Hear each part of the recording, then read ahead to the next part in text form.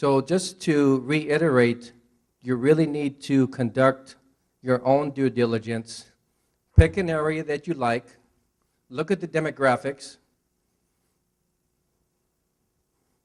devise your business plan, know who your customer base is, and if you're working with a broker, they can give you all the demographic information, median age, median income, population, even traffic counts as well. Do you need an attorney? In some cases, you do. When I'm involved in a commercial real estate transaction, I'll be honest with you, I really don't like it when attorneys get involved because it prolongs the process. And when people's money go non-refundable, they don't like it when the process is so long. But there are times that you will need an attorney to peruse and review your contracts. Subleasing.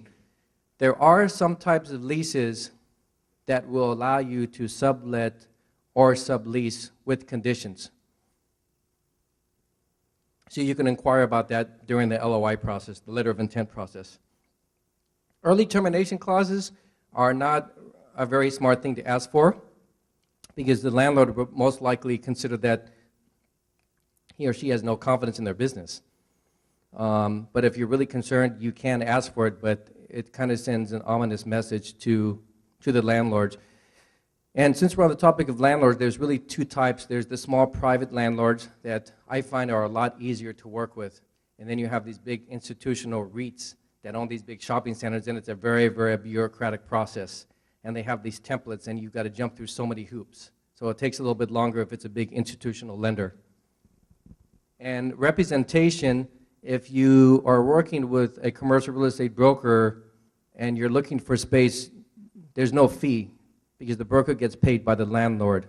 So the commission is based on a certain percentage of the overall amount of the lease. So that pretty much covers it. Are there any questions?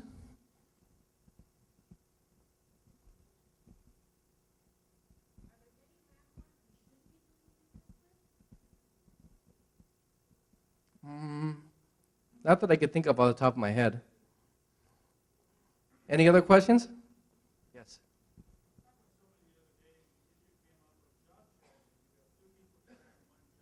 Mm-hmm.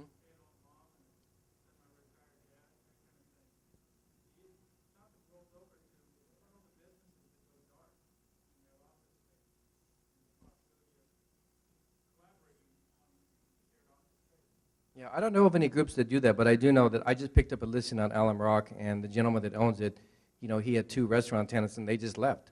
They just, in the middle of the night, they just left. And you're going to see a lot of changes being made. You're going to see, I do know that some of these big regional malls, I was reading an article that they're starting to rent out to religious groups, medical centers, so you're going to see a lot of changes taking place. And since we're on the topic of retail, there's only one covered large regional mall that will be constructed up through 2009.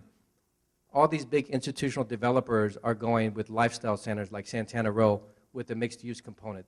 So some of these companies are even demalling their large indoor malls because those malls were developed back in the day when downtown areas were seen as dangerous areas. So they would build these malls out in the suburbs so everyone would be safe in the cocoon, right? Well, now it's a reverse trend. People are starting to move back to downtown areas, like look at all these fancy penthouse suites in downtown. So the trend is reversed, but I think that's a very good concept, and I wouldn't be surprised to see that. Any other questions?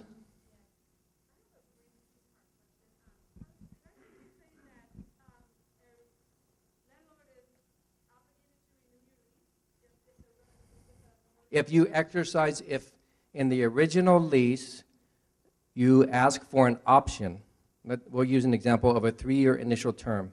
And usually the term of the option does not exceed the initial term. So let's say you rent a spot for 3 years. You can say, you know what, I want an option. So that means after 2.5 years, you can say, you know what, I'm staying here another 3 years. He can't say no. If you don't have an option in the contract, he has the right to rent out to anyone else he wants.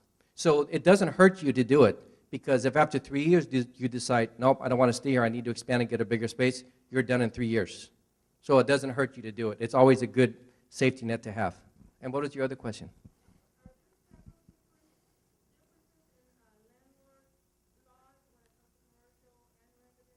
Yes. Yeah, they're a lot different. Yeah, there are lots of it. Yes?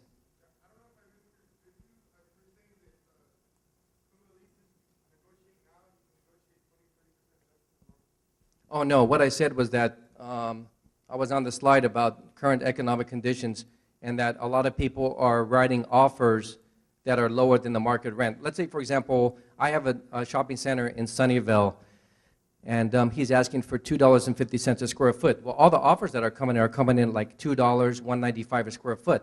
So they're coming in lower because money's tighter.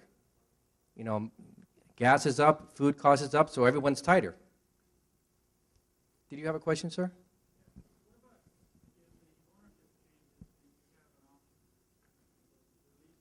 If ownership changes, the new owner has to honor the lease. Yes. The one bad thing about new ownership is that because the tax base is based on the new amount, so the triple nets go up, the tax aspect of it. So that's one bad thing. If you're in a shopping center that hasn't been sold for years, and maybe the tax triple net part is 10 cents, it could go up drastically. I do have a question, Joe. You know, there's really a lot to getting a lease. Personally, I won't touch a triple net lease with a 10-foot pole. I just won't. Where can we go to learn to look at a lease and, you know, just decide what's going to work for us and what isn't? Where can we learn it? I'm not aware of any workshops, but that sounds like a good idea for the Storyville Business Association to conduct. But, you know, Trip, I want to address your comment because I mentioned that there's triple net leases which separate the cost per square foot of the rent and the taxes, insurance, and maintenance, or CAM, common area maintenance. Sometimes you'll get a gross rent, but they just kind of include the triple nets. So they always get the triple nets. It's either in the gross or they separate it by square footage in rent and then triple nets.